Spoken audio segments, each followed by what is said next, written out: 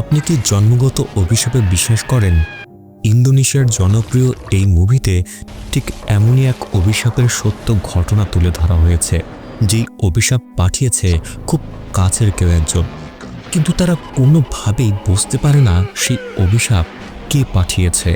তাহলে প্রশ্ন হলো, এই অভিশাপ থেকে তারা কিভাবে মুক্তি পাবে? আদৌ কি তারা মুক্তি পেয়েছিল?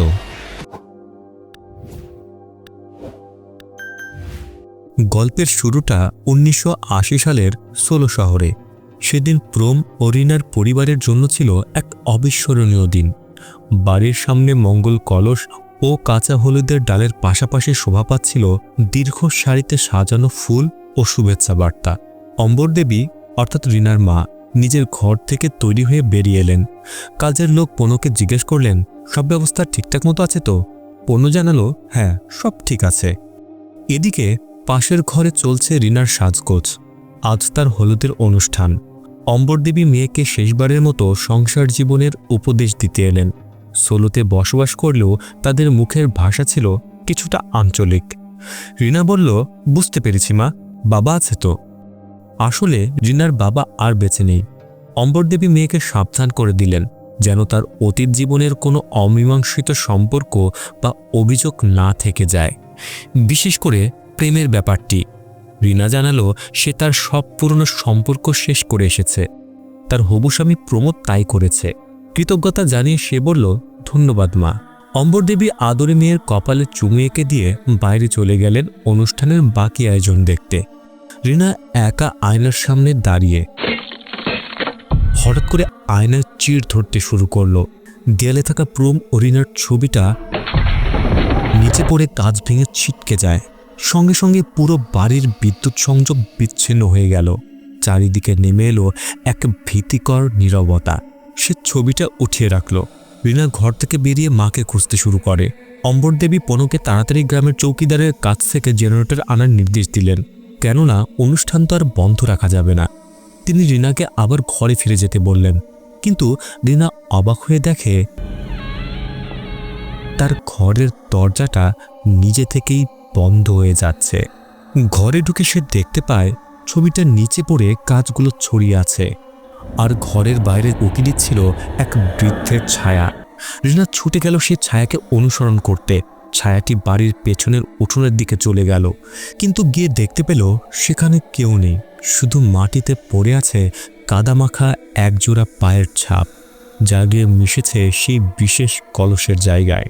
তারপরে চারদিক ছড়ালো এক বিকট পচা গন্ধ। রিনা এগিয়ে গেল ফুল পাতা ভেজানো সেই কলসের দিকে।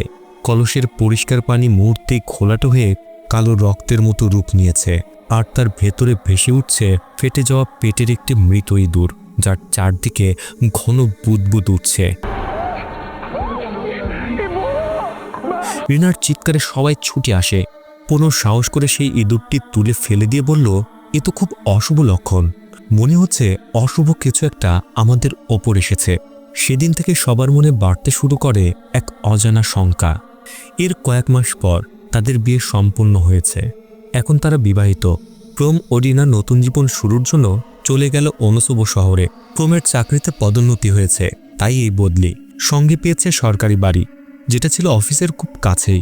প্রোম নিজেকে ভাগ্যবান মনে করে। সে পেয়েছে খুব সুন্দরী একটি স্ত্রী, যে তার জন্যই নিজের ক্যারিয়ার ছেড়ে দিয়ে এসেছে। মধুর কথোপকথনের মাঝে রিনা কিছুক্ষণ চুপ হয়ে গেল, কেননা তার মনে পড়ে যায় সোলারের সেই অশুভ ঘটনার কথাগুলো। প্রোম কিন্তু এসবে বিশ্বাস করে না। তার মতে আয়না ফাটা, শর্ট সার্কিট, ছবি পড়া, এগুলো সবই প্রাকৃতিক ঘটনা। রিনার মায়ের সাথে হয়তো কারো পুরনো শত্রুতা ছিল, তাই কেউ রাগের মাথায় এমন কিছু করতেও পারে। কিন্তু এখন তারা অনেক দূরে চলে এসেছে, তাই ভয়ের কোনো কারণ নেই। প্রোম বলে, আমি তো এখন শুধু বাবা হওয়ার অপেক্ষায়। রিনা লজ্জায় মৃদু হাসে। কিছুক্ষণ পরে তারা সেই সরকারি বাসভবনে পৌঁছায়। প্রোম রিনাকে বুধার ও পাকমুড়ির সাথে পরিচয় করিয়ে দিল। অফিসের নির্দেশে পাকমুড়ি সপ্তাহে একবার বাড়িটি পরিষ্কার করার দায়িত্ব পেয়েছে। বুধারি তাদের বাড়ির ভেতরে ঢোকার আমন্ত্রণ জানায়। সেই বাড়িটি এতটাই পরিষ্কার পরিচ্ছন্ন করেছে যে জায়গাটি চকচক করছে। হঠাৎ প্রোমের নজর পড়ল খাবার ঘরের মেঝেতে পড়ে থাকা কাদামাখা পায়ের ছাপ। বুধারও থমকে গেল সেটা দেখে। সঙ্গে সঙ্গে সে পাকমুড়িকে ধমক দিয়ে বলল, এটা কি? তুমি যদি বাড়ি পরিষ্কার করে থাকো তাহলে এই কাদা এলো কোথা থেকে? তোমার পাকে কাদায় মাখা ছিল? পাকমুড়ি অবশ্য জানালো সে খাবার ঘর ভালোভাবেই মুছে দিয়েছিল, সেখানে কাদা আসার কোনো প্রশ্নই নেই। প্রম তাকে তাড়াতাড়ি সে কাদাগুলো পরিষ্কার করতে বলে। আর রিনার মনে পড়ে যায় সোলারের সেই ঘটনার কথা। সেখানে সে ঠিক একই রকম কাদামাখা পায়ের ছাপ দেখেছিল। সেই রাতে রিনা আর প্রমের ঘুম আসছিল না, কেননা প্রচণ্ড গরম পড়েছে। অনুসবের আবহাওয়া সাধারণত ঠান্ডা হলেও এই বাড়িতে ফ্যান নেই, তাই অস্বস্তি আরও বেড়ে যায়। পরদিন সকালে বুধার রিনার কাছে আসে। তখন রিনা ফ্যানটা পরিষ্কার করছিল। বুধার জানায় আশেপাশের প্রতিবেশী আর পাড়ার নতুন প্রধান বাড়িতে আগামীকাল রাতে একত্রে খাওয়া দাওয়া ও দোয়ার আয়োজন করতে রাজি হয়েছেন। তারপর বুধার কৌতূহলী হয়ে জানতে চাইল, এই ঠান্ডা আবহাওয়াতে রিনার ফ্যানের কি প্রয়োজন? রিনা জানায় সারা রাত এত গরম লেগেছে যে তারা ঘুমোতেই পারেনি। বুধার অবাক হয়ে বলে, গত রাতে তো গ্রামের তাপমাত্রা স্বাভাবিকের চেয়েও অনেক কম ছিল। রিনা চুপ থাকে, ভাবতে শুরু করে এই অদ্ভুত ঘটনার কি অর্থ হতে পারে। সেই রাতে রিনা রান্নাঘরে ব্যস্ত, গ্রামের লোকজনের আপ্যায়নের জন্য খাবার তৈরি করছে। বুধারও খাবার দাবারের তদারকি করছে। প্রম ফোন করে জানায় অফিসের কাজে তার দেরি হচ্ছে, সময় মতো বাসায় ফিরতে পারবে না। আর ওস্তাদ সাহেব এলে তিনি যেন তার পছন্দ মতো আদা চা তৈরি করে দেন। রিনা ফোন রেখে বাইরে গিয়ে দেখল ওস্তাদ সাহেব এসেছেন কিনা। প্রতিবেশীরা বাইরে বসে গল্প করছে। এমন সময় রিনার চোখ আটকে গেল। সামনের উঠোনে দাঁড়িয়ে আছে এক কালো পোশাক পরা বৃদ্ধ। রিনা ভাবল নিশ্চয়ই ইনি ওস্তাদ সাহেব, যার কথা প্রম বলেছে। সে এগিয়ে গিয়ে বৃদ্ধকে ঘরে ঢোকার আমন্ত্রণ জানায়। ভদ্রভাবে বলল, আসুন, ভেতরে বসুন। বৃদ্ধ লোকটিকে বসার ঘরে বসিয়ে রিনা রান্নাঘরে চলে গেল তার জন্য আদা চা বানাতে। বৃদ্ধ লোকটি কিছুই বলল না, শান্তভাবে বসে থাকল। রিনা একবার উকি দিয়ে দেখলেন তিনি ঠিক আছেন। চা বানানো শেষ হলে ঘুরতেই দেখে সেই স্থানটি ফাঁকা। বৃদ্ধ লোকটি কোথাও নেই। সে পাকমুড়িকে জিজ্ঞেস করে, ওস্তাদ সাহেব কোথায় গেলেন? পাকমুড়ি জানান, ওস্তাদ সাহেব তো এখনও আসেনি, আর উনি সাধারণত সাদা পোশাক পরেন। কিছুক্ষণের মধ্যে প্রম বাড়ি ফিরল, আর তার সাথে সাদা পোশাকে ওস্তাদ সাহেব। পথে ওস্তাদের সাথে দেখা হওয়ায় একসাথে চলে এসেছেন। প্রম তাকে ঘরে ঢোকার আমন্ত্রণ জানায়। ওস্তাদ সাহেবকে বসিয়ে রিনা স্বামীকে কালো পোশাকের সেই বৃদ্ধের কথা জানালো, যে হঠাৎ করেই অদৃশ্য হয়ে গেছে। প্রম সাধারণত যুক্তির পথে চলে। তার ধারণা হয়তো এলাকার কোনো সাধারণ মানুষ ভুল করে ঢুকে পড়েছিল। ওস্তাদ সাহেব সূরা ফাতিহা পড়ে অনুষ্ঠান শুরু করলেন। তিনি দোয়া করলেন যেন এই বাড়িতে প্রম ও রিনার জীবন শান্তি ও বরকতে ভরে ওঠে। সবাই যখন প্রার্থনায় ব্যস্ত, হঠাৎ রিনার চোখ স্থির হয়ে যায়। সে দেখে ওই কালো পোশাকের বৃদ্ধ দরজার ওপাশ থেকে তাকিয়ে আছে তার দিকেই। এরপর সে ধীরে ধীরে রিনার দিকে এগিয়ে আসে, তার চোখে ভয়ঙ্কর এক দৃষ্টি। রিনা ভয়ে চিৎকার করে ওঠে আর দ্রুত স্বামীর কাঁধে মুখ লুকিয়ে ফেলে। কিন্তু তাকাতে দেখে সেই লোকটি ঘরে নেই, বরং বাইরে দাঁড়িয়ে আছে। সবাইকে বলতে লাগলো বাইরে সেই লোকটি। প্রম সঙ্গে সঙ্গে বাইরে গিয়ে চারপাশ দেখে, কিন্তু কোথাও কেউ নেই। ফিরে এসে রিনাকে জিজ্ঞেস করে, কি হয়েছে তোমার? কেউ তো নেই সেখানে। পরদিন সকালে রিনা বুঝতে পারে শুধু সেই ওই অদ্ভুত বৃদ্ধকে দেখতে পাচ্ছে। প্রম স্ত্রীকে সান্ত্বনা দিয়ে অফিসে যাওয়ার জন্য প্রস্তুতি নিতে থাকে। সে পাকমুড়িকে সেই কালো পোশাক পরা বৃদ্ধকে খুঁজতে বলে, কিন্তু রিনার বলা চেহারার বর্ণনার সাথে মেলে এমন কেউ গ্রামে নেই। প্রম ভাবল হয়তো কোনো পথফলা বৃদ্ধ ভুল করে ঘরে ঢুকেছিল, নয়তো কেউ ইচ্ছে করে ভয় দেখিয়েছে। সে রিনাকে বাড়ির সব দরজা জানালা পরীক্ষা করে রাখতে বলল। সেই রাতে আবার সেই অসহ্য গরমে রিনা ঘুমোতে পারছিল না। সে উঠে বাথরুমে যায়। তখনই দেখা যায় দূরে আড়ালে দাঁড়িয়ে আছে সেই বৃদ্ধ ব্যক্তিটি। অতিরিক্ত গরমের কারণে রিনা বাথরুমে গোসল করতে শুরু করে, আর তখনই দরজা দিয়ে উকি দেয় সেই বৃদ্ধ লোক। কিন্তু রিনা কিছুই টের পায় না। ঘরে ফিরে সে আলমারি থেকে তার কাপড় চোপড় বের করে নেয়। এরপর চুল শুকোতে শুকোতে আয়নার সামনে বসে, আর আয়নায় দেখা যায় সেই বৃদ্ধ লোকটি তার দিকে তাকিয়ে আছে। এবার তার শরীরে কোনো কাপড় নেই। সে শুধু এগিয়ে আসে, ধীরে ধীরে তার দিকে হাত তুলে ইশারা করছিল। সে পেছনে তাকাতে দেখে কেউ নেই ঘরে। ভাবে হয়তো ঘুমের ঘোরে সে ভুল দেখেছে। তারপরে ভয়ে কাঁপতে কাঁপতে বিছানায় শুয়ে পড়ে। এমন সময় তরল কিছু একটা তার মুখের ওপরে পড়ে। সে মাথা ঘুরিয়ে ওপরে তাকাতেই দেখে সেই বৃদ্ধ লোকটি অদ্ভুতভাবে ছাদের সাথে আটকে আছে। বৃদ্ধ লোকটি তার বুকের ওপরে এসে বসে, অদ্ভুতভাবে শব্দ করতে থাকে। এরপর তার মুখের লালা জঘন্যভাবে রিনার মুখের ওপরে ফেলে। রিনা ভয়ে চিৎকার করে ওঠে। চিৎকার শুনে প্রমোদ জেগে যায়, সঙ্গে সঙ্গে জড়িয়ে ধরে প্রমকে। ভয়ে কাঁপতে কাঁপতে বলতে থাকে, সেই লোকটি, সেই বৃদ্ধ লোকটি। প্রম তাকে শান্ত করে, বলে, কিছুই নেই, হয়তো তুমি দুঃস্বপ্ন দেখেছ। পরের দিন বুধার আর পাকমুড়ি বাড়িতেই থেকে গেল, যেন রিনার একা ভয় না লাগে। টানা 7 সপ্তাহ সবকিছু শান্ত ছিল, আর দেখা মেলেনি সেই কালো পোশাকের বৃদ্ধকে। একদিন সকালে রিনা রান্নাঘরে ব্যস্ত ছিল, হঠাৎ বমি বমি ভাব, তারপর বমি। বুধার সঙ্গে সঙ্গে ফোন দিল প্রমকে। প্রম তখন চা বাগানে ম্যানেজার হিসেবে অফিসে ব্যস্ত। বুধার তাকে দ্রুত বাড়ি ফিরে রিনাকে হাসপাতালে নেওয়ার পরামর্শ দিল। হাসপাতালে গিয়ে জানা গেল রিনা অন্তঃসত্ত্বা, 7 সপ্তাহের গর্ভবতী তিনি। ডাক্তার জানালেন শুভ সংবাদ, প্রম আর রিনার সংসারে তখন আনন্দের বন্যা বয়ে গেল। এতদিন পর তাদের ঘরে আসছে ফুটফুটে একটি শিশু। একদিন রাতে প্রমের অফিসে জরুরি কাজ, ফোন করে রিনাকে জানায়, আমার জন্য অপেক্ষা করো না, তাড়াতাড়ি ঘুমিয়ে পড়ো। ভালোবাসা জানিয়ে ফোন রাখলেন তিনি। রিনাও ঘুমাতে যাবে বলে বুধারকে ডাকলো খাবার টেবিল পরিষ্কার করতে। ঠিক ঘরে ঢুকতে সে দেখে দরজার সামনে আবার সেই কাদামাখা পায়ের ছাপ। বুধার রেগে পাকমুড়িকে ধমক দিয়ে বলল, তুমি কি পা না ধুয়ে ঘরে ঢুকেছ? পাকমুড়ি জানায়, সে তো বাড়িতে ঢোকার আগে ভালোভাবে পা ধুয়েছে, বাগান থেকে ফিরে গোসল করেছে। বুধার তাড়াতাড়ি সেই রহস্যময় পায়ের ছাপ মুছে দিল, যেন রিনা নির্ভয়ে ঘুমাতে পারে। রিনা ঘুমোতে যাচ্ছিল, এমন সময় ঘরের বাইরে পায়ের শব্দ শুনতে পায়।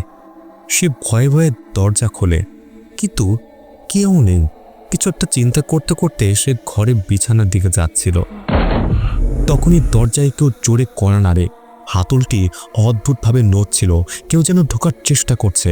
রিনি এগিয়ে যেতেই আলো নিভে যায়। বদ্ধ ঘরে নেমে আসে এক ভয়ঙ্কর অন্ধকার।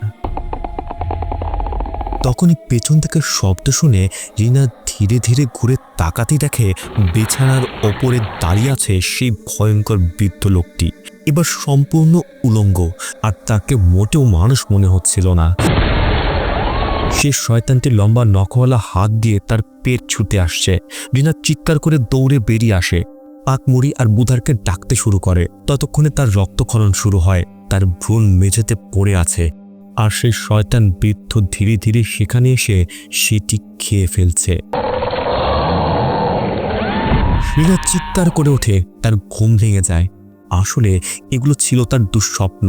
প্রম তার পাশেই আছে, কিন্তু পেটে ভয়ঙ্কর ব্যথা পাচ্ছে রিনা। চাদর সরাতে দেখে বিছানায় রক্ত। হাসপাতালে নেওয়া হলো তাকে। ডাক্তার জানালেন গর্ভপাত হয়ে গেছে। কয়েকদিন হাসপাতালে থাকতে হলো রিনাকে। রিনার মনে হলো এটা কোনো স্বাভাবিক ঘটনা নয়। সে তো ভালোই ছিল, খাওয়া দাওয়া ঠিকঠাক করছিল। যুক্তি বলে তার গর্ভপাত হওয়ার কোনো কথাই নয়। স্বামীকে তার স্বপ্নের কথা বলল, কিভাবে সে বৃদ্ধ তার ভ্রূণ খেয়ে ফেলেছে। পেটে তার দাগও দেখায়। প্রম আবারও যুক্তি দেখিয়ে বলে, এসব ভেবে লাভ নেই। সে রিনাকে সান্ত্বনা দিল, কিন্তু রিনা স্থির করে এর সমাধান খুঁজতেই হবে। প্রথমে না জানিয়ে তিনি পাকমুড়িকে বলে, একজন কবিরাজ আনার ব্যবস্থা করো। পাকমুড়ি আনলেন গ্রামের কবিরাজ মোবার্তকে। মোবার্ত এসে কিছুক্ষণ পরীক্ষা নিরীক্ষা করে দেখলেন, তারপর বললেন, মা, তোমার উপর কালো জাদু করা হয়েছে। তোমার গর্ভপাতের পেছনে এই কালো জাদুই দায়ী। এই কালো জাদু ধ্বংস করতে সময় লাগবে, আগে জানতে হবে কে করেছে। আপাতত কিছু তাবিজ দিলেন রিনাকে রক্ষা করার জন্য। তাবিজগুলো ঘরের বিভিন্ন কোণায় রাখলেন। এরপর বললেন নিয়মিত নামাজ পড়তে, বেশি বেশি দোয়া করতে। এর কিছুদিন পর পাকমুড়ি বাড়ির বারান্দার গাছপালা পরিষ্কার করছিল। প্রম তখন লক্ষ্য করে একটা তাবিজ গাছের আড়ালে রাখা। তিনি পাকমুড়িকে জিজ্ঞেস করলেন, এটা কি? পাকমুড়ি সংকোচ করে বলল সে জানে না। এরপর সে রিনার কাছে গেল। প্রম জিজ্ঞেস করতে রিনা স্বীকার করে বলল, এটা কবিরাজের দেয়া তাবিজ। প্রম প্রচণ্ড রেগে যায়। সে তাবিজকে বিশ্বাস করেন না, এগুলোকে তিনি শিরক বলেন। এরপর তাবিজ ছুঁড়ে ফেলে দিয়ে বলে, এসব ঘরে রাখা যাবে না, এগুলো সব মিথ্যা। কুসংস্কার ছাড়া আর কিছু নয়। সেদিন রাতে প্রম লক্ষ্য করে দমকা হাওয়া বইছে। প্রম ভালোভাবে জানালা বন্ধ করে দিয়ে সেখান থেকে চলে যেতে দেখা যায় নিচে আবার সে কাদামাখা পায়ের ছাপ। মনে হচ্ছিল জানালা দিয়ে কিছু একটা ভেতরে ঢুকেছে। রাতে গরমের কারণে রিনার ঘুম ভেঙে যায়। উঠে দেখে ঘরে পানি নেই, তাই সে উঠে যায় ফ্রিজ থেকে পানি নেওয়ার জন্যে। তখনই রান্নাঘরের আয়নায় সেই বৃদ্ধর প্রতিবিম্ব দেখা যায়, কিন্তু রিনা খেয়াল করে না যে তার পাশে ছিল সেই শয়তান। রিনা পানির বোতলটি ফ্রিজের ভেতর রেখে দেয়, কিন্তু এবার সে আয়নায় স্পষ্ট দেখতে পায় তার পেছনে দাঁড়িয়ে আছে সে শয়তান। ভয়ে পেছনে ঘুরে তাকায়, কিন্তু সেখানে কিছুই নেই। ভয়ে ভয়ে ঘরের দিকে ছুটে যেতেই সে পিছলে পড়ে যায়, কেননা সেখানেও ছিল সেই কাদা। এ সময় দেখা যায় সেই শয়তানটি তার মাথার কাছে। অদ্ভুতভাবে রিনার বুকের উপরে উঠে বসে আর তাকে বলতে থাকে, আমি তোমাকে খুব পছন্দ করি। এরপর শয়তানটি তার মুখ থেকে লালা আবারও রিনার মুখের ভেতরে ফেলে। রিনা ভয়ে প্রাণপণে চিৎকার করতে থাকে। রিনার চিৎকারে বোধার আর পাকমুড়ির ঘুম ভেঙে যায়। এদিকে রিনা দৌড়ে গিয়ে প্রমকে জাগায়, তাকে টেনে নিয়ে যায় রান্নাঘরে। এবার প্রম নিজের চোখে দেখে সেই শয়তানটিকে, যে তাদের খাবার টেবিলের উপর বসে আছে। হঠাৎ সেই শয়তানটি জানলা দিয়ে বাইরে বেরিয়ে যায়। প্রম পাকমুড়িকে নিয়ে সেই দানবের পিছু নেয়। বাইরে গিয়ে তারা দেখতে পায় সেই শয়তানটি চিমনির ওপরে বসে আছে। প্রম পাকমুড়িকে সিঁড়ি এনে ছাদে যেতে বলে। সেখানে গিয়ে তারা দেখতে পায় একটি নোংরা পচা কাপড়ের পুঁটুলি। খুলতেই বেরিয়ে আসে কবরের মাটি ও নোংরা জিনিসে ভরা এক প্যাকেট। আবার ডাকা হলো মোবার্থকে। তিনি এসে পুঁটলি পরীক্ষা করে বললেন, এটা শুধু কবরের মাটি নয়, এর সঙ্গে মেশানো আছে কালো ইঁদুরের রক্ত। এই কালো জাদুর নাম হলো গেট ইরেং, অর্থাৎ কালো রক্তের জাদু। মোবার্থ বুঝে বলল, এই জাদু একটি পরিবারকে লক্ষ্য করে, এমনকি তাদের বংশধরদেও। যতদিন না পর্যন্ত এই কালো জাদু বন্ধ করা হচ্ছে, ততদিন পর্যন্ত রিনার গর্ভপাত হতেই থাকবে। তিনি জোর দিয়ে বলেন, এমন জাদু সাধারণত পাঠায় এমন কেউ যে তাদের সুখ সহ্য করতে পারছে না, আর নিশ্চয়ই সে তাদের কাছের কেউ হতে পারে। এই কালো জাদু ধ্বংস করার একমাত্র উপায় হলো এর মূল উৎস খুঁজে বের করা। ঠিক এই পুটলির মতো আরেকটি বস্তু, যা পাঠানো ব্যক্তির বাড়িতেই রয়েছে। মোবার্থ জিজ্ঞেস করেন, রিনার কি এমন কেউ আছে যে তাকে ঘৃণা করে বা কষ্ট পেয়েছে? রিনা ভাবতে শুরু করে। তার মনে পড়ে প্রামের আগে এক সম্পর্কের কথা। ছেলেটির নাম ইউদি। সেলাউ গ্রামে থাকতো সে। সম্পর্ক ভেঙে যাওয়ার পরেও ইউদি রিনাকে ফোন করত। একসময় রিনা তার অত্যাচার থেকে বাঁচতে সোলোতে চলে আসে। রিনার বিশ্বাস ইউদি এই সব কিছু করছে। প্রম রিনাকে ইউদির খোঁজ করতে বলে। সে স্ত্রীকে পূর্ণ সহযোগিতার আশ্বাস দেন। রিনা পুরনো বন্ধুদের ফোন করা শুরু করে। খবর পায় জাকার্তায় অপরাধ করে ইউদি একবার জেলে গিয়েছিল, এখন সে সেলাউতে ফিরে গেছে। এরপর 1981 সাল। রিনার গর্ভের সন্তান 7 মাসের। প্রম জাকার্তা পুলিশ স্টেশন থেকে ইউদির সঠিক ঠিকানা বের করেন। এরই মধ্যে রিনা দ্বিতীয়বার অন্তঃসত্ত্বা হয়। বয়স 7 মাস। এবার তারা আরও বেশি সতর্ক, নামাজ দোয়া বেশি করে পড়ছেন। মোবার্থর দেওয়া তাবিজও ঘরে রাখা আছে। সংসারে আবার শান্তি ফিরেছে। হঠাৎ ফোন আসে। রিনার বন্ধু ইউদির খোঁজ দেয়। ইউদি এখন তার বোনের বাড়িতে থাকে। প্রম ও মোবার্থ সেখানে যায়, কিন্তু বাড়িতে গিয়ে মোবার্থ কালো জাদুর কোনো অস্তিত্বই টের পেল না। ইউদিও নেই। তার বোন জানায় ইউদি 1 বছর আগে মারা গেছে। আসলে খাদানে কাজ করার সময় চাপা পড়ে সে মারা যায়। প্রম রিনাকে ফোন করে খবরটা দেয়। মোবার্থ বলেন, যে জাদুটি পাঠিয়েছে সে যদি মারা যায় তাহলে জাদু কেটে যাওয়ার কথা, কিন্তু তা কাটেনি, অর্থাৎ এর পেছনে ইউদি নয়, অন্য কেউ আছে। রিনাকে ভাবতে হবে আর কে হতে পারে। সেই রাতে প্রম অফিসে, রিনা ও তার মা অম্বরদেবী বাড়িতে। রাত অনেক হওয়ার কারণে অম্বরদেবী মেয়েকে ঘুমোতে বলেন। রিনা উঠতে গিয়ে পায়ে ব্যথা পায়। অম্বরদেবী তাকে সেখানে বসে গরম পানি আনার জন্য সেখান থেকে চলে যায়। রিনা উঠে জানালাটা ভালো করে বন্ধ করে দেয়। এরপর নিচে তাকাতেই তার গা শিউরে ওঠে, কেননা আবার সে কাদা পায়ের ছাপ। তাবিজগুলো একে একে ফেটে যেতে থাকে। প্রতিটি ঘরের দরজা একে একে বন্ধ হয়ে যায়। পুরো ঘর জুড়ে নেমে আসে অন্ধকার। একটি দরজা খোলা দেখে রিনা সেখানে ছুটে যেতেই দরজাটি বন্ধ হয়ে যায়। তখনই তার পেটে প্রচণ্ড ব্যথা শুরু হতে থাকে। নিচে তাকিয়ে দেখে তার রক্তক্ষরণ হতে শুরু করেছে। ভয়ে সে চতুর্দিকে তাকাতে থাকে। তখনই তার পেছন দিক থেকে উঠে আসে সেই শয়তান। এই সময় শয়তানটি রিনাকে ধরে বলতে থাকে, তোমার পেটের বাচ্চাটি আমার খাবার হবে, আগের বাচ্চার মতো। মুহূর্তেই তাকে শক্ত করে ধরে নখ দিয়ে পেট আঁচড়ে দেয়। বাকি সকলে বাড়ির ভেতরে ঢোকার জন্য চেষ্টা করছিল, কিন্তু কোনোভাবেই ঢুকতে পারছিল না। ঠিক তখনই প্রম বাসায় আসে, দরজা খুলে ভেতরে ঢুকে। মোবার্ত তার সাথে এসে দোয়া পড়তে শুরু করে। শয়তানটি শেষ পর্যন্ত প্রার্থনার কাছে দুর্বল হয়ে রিনাকে ছেড়ে দেয়। বুধার পাকমুড়ি আর প্রম মিলে রিনাকে ধরে। তখনই তার প্রসব বেদনা শুরু হয়। জানালার ওপাশেই দাঁড়িয়ে আছে সেই শয়তান। মোবার্তর দোয়ায় শেষ পর্যন্ত সেটি পালিয়ে যায়। আলো জ্বলে ওঠে। সময়ের আগে জন্ম নিল রিনার সন্তান। ইনকিউবেটরে রাখতে হলো তাকে। মোবার্ত হাসপাতালে এসে সাবধান করলেন, বাচ্চা বেঁচে গেলেও বিপদ কাটেনি। কালো জাদু এখন এই শিশুর শরীরে ঢুকে গেছে। এতে শিশুটি মারাও যেতে পারে। তাই যত দ্রুত সম্ভব কালো জাদু পাঠানো সে ব্যক্তিকে খুঁজে বের করতে হবে। তা না হলে এই শিশু স্বাভাবিকভাবেই বাড়তে পারবে না। সেই শয়তানটি আবার ফিরে আসবে যখন রিনার মেয়ের বয়স হবে 7 বছর। এই প্যাটার্নটি লক্ষ্য করেছিলেন মোবার্ত। প্রথমবার 7 দিন পর এসেছিল সেই শয়তান, তারপর 7 সপ্তাহের গর্ভের সমস্যা। এরপর সময় চলে যায় 1988 সালে। রিনার মেয়ের বয়স যখন 7, সে তখনও কথা বলতে শেখেনি। রিনা তার প্রথম সন্তানের নাম রেখেছিল ডি, যার অর্থ 2, কারণ তার প্রথম সন্তান গর্ভপাত হয়ে গিয়েছিল। সেদিন সকালে রিনা হঠাৎ দেখে ডি নেই, ঘরের মধ্যে খেলছিল। এখন কোথায় গেল? অম্বরদেবী, পাকমুড়ি, বুধার সবাই খুঁজতে শুরু করে।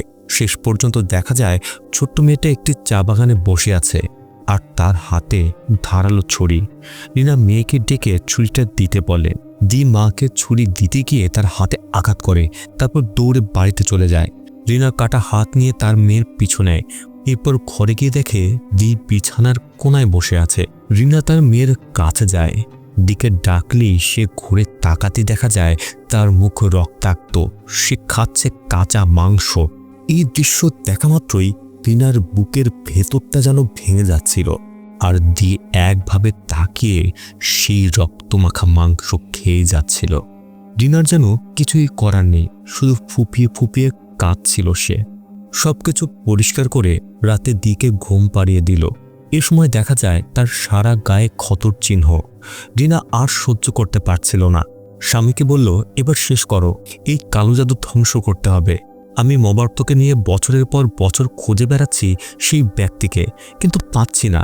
রিনা বলে, মেয়ের বয়স 7 হয়ে গেছে, যে কোনো সময় সে শয়তান আসতে পারে। প্রম জানায় মোবার্ত আজ একজন বড় কবিরাজ নিয়ে আসবেন, তারা শক্তিশালী প্রতিরক্ষা ব্যবস্থা করবেন। পরদিন মোবার্ত এক পীর সাহেব ও তার ছেলে আরজাকে নিয়ে আসে। তারা ঘরের চারপাশ আধ্যাত্মিক প্রতিরক্ষা ব্যবস্থা তৈরি করেন। তারা জানত কাল রাতে দির জন্মদিনে সেই শয়তান আসবে, এজন্য সবাই প্রস্তুত হবে। রাতে সকলে একসাথে নামাজ আদায় করে। এরই মধ্যে দি ঘুমিয়ে পড়ে। এরপর দিকে মাঝখানে রেখে সকলে চতুর্দিকে ঘিরে বসল। 12টা বাজার 5 মিনিট আগে থেকে সকলে সতর্ক। ঠিক 12টায় ঠান্ডা বাতাস আসতে শুরু করে। পীর সাহেবের তৈরি প্রতিরক্ষা ব্যবস্থা ভেঙে পড়ে, বাতি নিভে যায়, জানালার কাচ ভয়ঙ্কর শব্দে ভাঙতে থাকে।